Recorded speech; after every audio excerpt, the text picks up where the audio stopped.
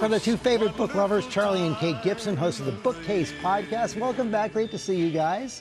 It is always a pleasure to be here. It's great to have you here. And to plug shamelessly our podcast. Oh, absolutely. Absolutely. Well, you just got it in the first 30 seconds. That's pretty good. The second time. So we're going to pick our favorites of the year. Let's start with fiction. Okay, fiction for me, this is for the person on your list who wants to know about the author before the author is huge. Right here, Sadiq Fofana, Stories from the Tenants Downstairs. Beautifully intertwined short stories. Takes place in a building that's being gentrified. This building happens to be in Harlem, but it could be anywhere in the USA. He's a writer to watch. We'll be hearing more from him. He is amazing. He's a first novelist, and he's a teacher. Public school teacher. He's a public school teacher in Bushwick, Brooklyn. And this is an extraordinary book, Stories from the Tenants Downstairs. These are Christmas recommendations for all of you. How about yours? My fiction book, Demon Copperhead. Barbara Kingsolver, brand new out, models it around David Copperfield, about rural Appalachia where she lives. And it sounds like it might be a depressing book. It's not. It's a beautiful book. It's a joy to read. She writes exquisitely. If you should buy a copy for somebody on your Christmas list who's a favorite, and then buy a second copy for yourself if you haven't read it. For sure. That's good. My favorite one, Allie and I, we liked it so much that we're trying to turn it into a television series. It's called Let's Not Do That Again. Oh, I know the book. Yeah, it's a great book. It's set in the political world, but it's not really about politics. It's about family. It's a little bit of a thriller as well, and it was really, really fun. And nobody's optioned it yet? I did. Did you? Good for you. Good I love for you. It's sort of a bummer, though, that I can't follow up my fiction often with, and I've optioned it. And I've optioned it.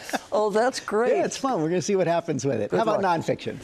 For me, I love Broken in the Best Possible Way by Jenny Lawson. Jenny Lawson is, for me, I think the funniest writer I've ever read. I've loved her forever. Somebody wrote about her. Come for the jokes, stay for the inspirational tale of survival in the face of debilitating mental and physical illness, and also more jokes. She writes brilliantly about depression, and she's very funny. We had her on the show, and I'm a huge, huge fan. They're wonderful books. Yeah. She goes on what she calls these parenthetical rants, which are very funny. Yeah. And but she is a severe, severe depressive, and how she says humor has saved her life. And you understand why. Mine would be brand new John Meacham. I've read now, I think, 5 biographies of Lincoln, and John Meacham just has a new one, And There Was Light. And it doesn't break a lot of new ground, but it's very timely for today. He's so eloquent. Oh, Meacham is a great writer. And, but he writes about how Lincoln took over the country so deeply divided, and the lessons that exist today for that, and how Lincoln evolved his position on slavery, that where he wound up, he could never have been elected with that position. But we don't allow our politicians now to evolve in their we call them flip-floppers. But Lincoln evolved and brought the country along with him, or at least a major part of it. And it's a very, very readable, 420-page, lovely written biography of Lincoln. Mine is a book called Secret City by James Kirchick, and it's a history basically of Gay Washington. And it shows the story of untold number of heroes who were serving their country even when the country didn't want them to be serving. And it also shows how the fight against communism was paralleled with the fight to keep gays down and in the closet over 50 years, and how those two things work together. It's a brilliant, brilliant book. Have you optioned that one? I have, actually, yeah. You hope, seriously? George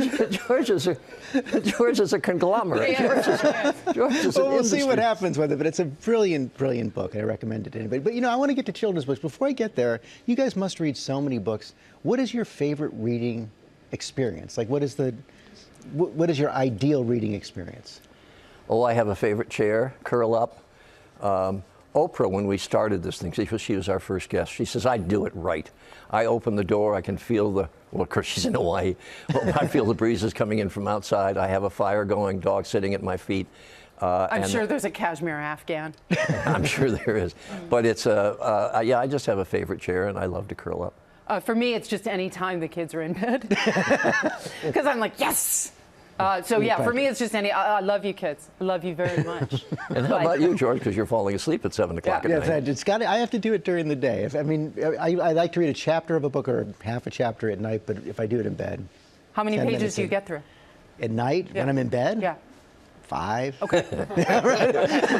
Which I then reread. Yeah, exactly. And I have no idea what happened in those 5 pages. Yes. Kids' books. I always love Goodnight Moon. I love Goodnight Moon. We love finding the mouse on every page. However, there's about 1 billion reasons this book shouldn't work. You know, bunnies own kittens. The kitten isn't taking care of the mouse. There's a bearskin rug in the house. What is that all about? I don't know. But it stands the test of time, and my kids love it. 10 years old, the day the crayons quit. If that's not in your library, it needs to be. Oh yeah. Duncan, the little boy, goes to color a picture, and the crayons have just left him a note. Orange and yellow are feuding over what's the right color for the sun. Red says, I'm overused and I'm sick of it. Black is tired of being an outline. Brown is tired of the gross things he has to color. We'll leave it at that. Brown's got his own problems. But the only crayon that's happy is green. But it's a very funny book and very well illustrated. Charlie, you know this well. I'm not being rude. We're out of time. New episodes of Kate and Charlie's podcast, The Bookcase, drop every Thursday wherever you get your podcasts. Tomorrow, they're going to have a holiday buying guide from independent bookstores. Well, hey there, GMA fans. Robin Roberts here. Thanks for checking out our YouTube channel. Lots of great stuff here. So go on, click the subscribe button right over here to get more of awesome videos and content from GMA every day, anytime. We thank you for watching, and we'll see you in the morning on GMA.